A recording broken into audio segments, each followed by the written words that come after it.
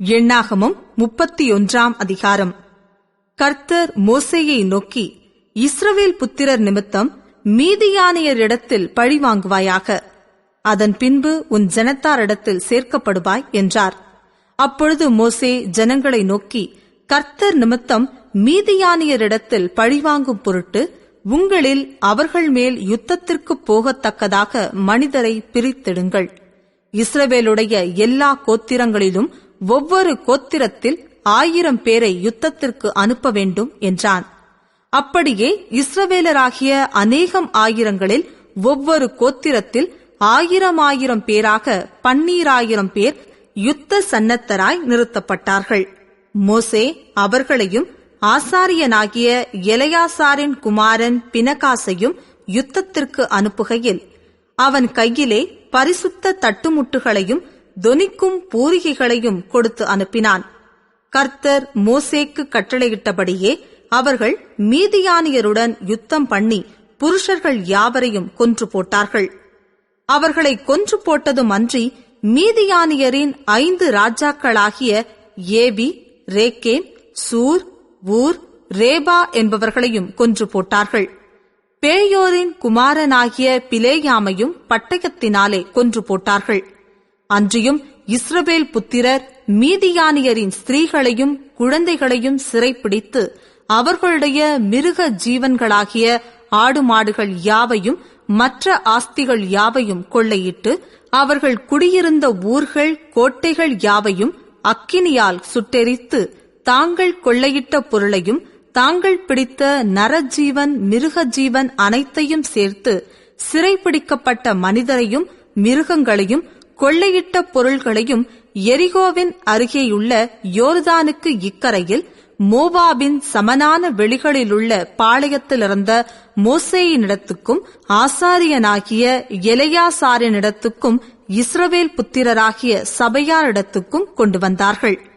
மோசேயும் ஆசாரியனாகிய எலெயாசாரும் சபையின் பிரபுக்கள் எல்லாரும் அவர்களை சந்திக்க பாளையத்திற்கு வெளியே புறப்பட்டு போனார்கள்.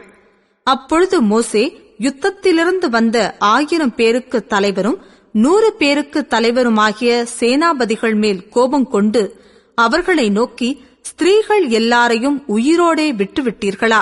பேயோரின் சங்கதியிலே பிலேயாமின் ஆலோசனையினால் இஸ்ரவேல் புத்திரர் கர்த்தருக்கு விரோதமாய் துரோகம் பண்ண காரணமாயிருந்தவர்கள் இவர்கள்தானே.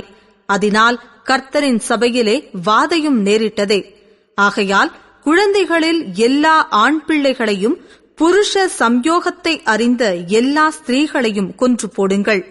ஸ்திரீகளில் புருஷ சம்யோகத்தை அறியாத எல்லா பெண் பிள்ளைகளையும் உங்களுக்காக உயிரோடே வையுங்கள்.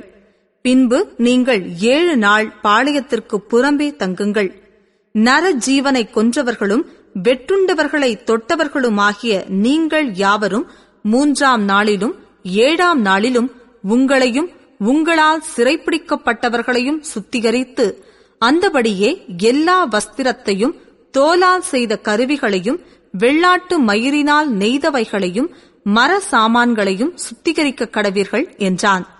ஆசாரியனாகிய எலெயாசாரும் யுத்தத்திற்கு போய் வந்த படை வீரரை நோக்கி, கர்த்தர் மோசேக்கு கட்டளையிட்ட விதி பிரமாணம் என்னவென்றால், அக்கினிக்கு நிற்கத்தக்கவைகளாகிய பொன், வெள்ளி, வெண்கலம், இரும்பு, தகரம், ஈயம் ஆகிய இவைகளெல்லாம் சுத்தமாகும்படிக்கு அவைகளை அக்கினியிலே போட்டெடுக்க கடவீர்கள். தீட்டுக்கழிக்கும் தண்ணீராலும் அவைகள் சுத்திகரிக்கப்பட வேண்டும். அக்கினிக்கு நிற்கத்தகாதவைகளையெல்லாம் தண்ணீரினால் சுத்தம் பண்ண கடவீர்கள். 7ஆம் நாளில் உங்கள் வஸ்திரங்களை தோய்க்க வேண்டும். அப்பொழுது சுத்தமாயிருப்பீர்கள். பின்பு நீங்கள் பாளையத்திற்குள் வரலாம் என்றான். கர்த்தர் மோசேயை நோக்கி, பிடித்துக்கொண்டு வரப்பட்ட மனிதரையும் மிருகங்களையும் நீயும் ஆசாரியனாகிய எலெயாசாரும் சபையினுடைய பிதாக்களாகிய தலைவரும் தொகை பார்த்து கொள்ளையிடப்பட்டதை 2 பங்காக பங்கிட்டு யுத்தத்திற்கு படையெடுத்து போனவர்களுக்கும் சபை அனைத்திற்கும் கொடுங்கள். மேலும் யுத்தத்திற்கு போன படை வீரரிடத்தில் கர்த்தருக்காக மனிதரிலும் மாடுகளிலும் கழுதைகளிலும் ஆடுகளிலும் 500ற்கு ஒரு பிராணி வீதமாக பகுதி வாங்கி அவர்களுடைய பாதி பங்கில் எடுத்து கர்த்தருக்கு ஏறெடுத்து படைக்கும் படைப்பாக ஆசாரியனாகிய எலெயாசாருக்கு கொடுக்க வேண்டும். இஸ்ரவேல் புத்திரரின் பாதி பங்கிலோ மனிதரிலும் மாடுகள், கழுதைகள், ஆடுகளாகிய சகலவித மிருகங்களிலும் 50% வீதமாய் வாங்கி அவைகளை கர்த்தருடைய வாசஸ்தலத்தின் காவலை காக்கும் லேவியருக்கு கொடுக்க வேண்டும் என்றார். கர்த்தர் மோசேக்கு கட்டளையிட்டபடியே மோசேயும் ஆசாரியனாகிய எலெயாசாரும் செய்தார்கள். படைவீரர் கொள்ளையிட்ட பொருளில் 6,75,000 ஆடுகளும் 70,000 மாடுகளும் 61,000 கழுதைகளும் மீதியாயிருந்தது. புருஷ சம்யோகத்தை அறியாத ஸ்திரீகளில் 30,000 பேர் இருந்தார்கள். யுத்தம் செய்ய போனவர்களுக்கு கிடைத்த பாதி பங்கின் தொகையாவது: ஆடுகள் 3,37,500. இந்த ஆடுகளிலே கர்த்தருக்கு பகுதியாக வந்தது 675. மாடுகள் 36,000. அவைகளில் கர்த்தருக்கு பகுதியாக வந்தது 72. கழுதைகள் 30,500. அவைகளில் கர்த்தருக்கு பகுதியாக வந்தது 61. நரஜீவன்கள் 16,000 பேர். அவர்களில் கர்த்தருக்கு பகுதியாக வந்தவர்கள் 32 பேர். கர்த்தருக்கு ஏறெடுத்து படைக்கும் அந்த பகுதியை மோசே கர்த்தர் தனக்கு கட்டளையிட்டபடியே ஆசாரியனாகிய எலெயாசாரிடத்தில் கொடுத்தான். யுத்தம் பண்ணின பேர்களுக்கும் இஸ்ரவேல் புத்திரருக்கும் மோசே பாதி பாதியாக பங்கிட்டதின்படியே சபையாருக்கு வந்த பாதி பங்காவது: ஆடுகளில் 3,37,500, மாடுகளில் 36,000, கழுதைகளில் 30,500, நரஜீவன்களில் 10,000 பேருமே. இஸ்ரவேல் புத்திரரின் பாதி பங்குக்கு வந்த இந்த நரஜீவன்களிலும் மிருகங்களிலும் மோசே 50% வீதமாக எடுத்து அவைகளை கர்த்தர் தனக்கு கட்டளையிட்டபடியே கர்த்தருடைய வாசஸ்தலத்தின் காவலை காக்கிற லேவியருக்கு கொடுத்தான்.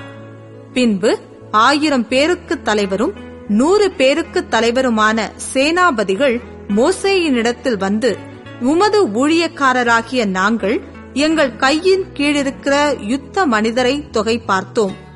அவர்களுக்குள்ளே ஒரு ஆளும் குறையவில்லை. ஆகையால் கர்த்தருடைய சன்னதியில் எங்கள் ஆத்துமாக்களுக்காக பாவ நிவர்த்தி செய்யும் பொருட்டு எங்களுக்கு கிடைத்த பொற்பணிகளாகிய பாதசரங்களையும் அஸ்த கடகங்களையும் மோதிரங்களையும் காதணிகளையும் காப்புகளையும் கர்த்தருக்கு காணிக்கையாக கொண்டு வந்தோம் என்றார்கள்.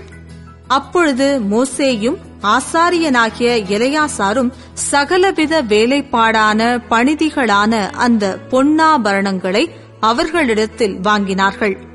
இப்படி 1000 பேருக்கு தலைவரானவர்களாலும் 100 பேருக்கு தலைவரானவர்களாலும் கர்த்தருக்கு ஏறெடுத்து படைக்கும் காணிக்கையாக செலுத்தப்பட்ட பொன் முழுவதும் 16,750 சேக்கல் நிறையாயிருந்தது. யுத்தத்திற்கு போன மனிதர் ஒவ்வொருவரும் தங்கள் தங்களுக்காக கொள்ளையிட்டிருந்தார்கள்.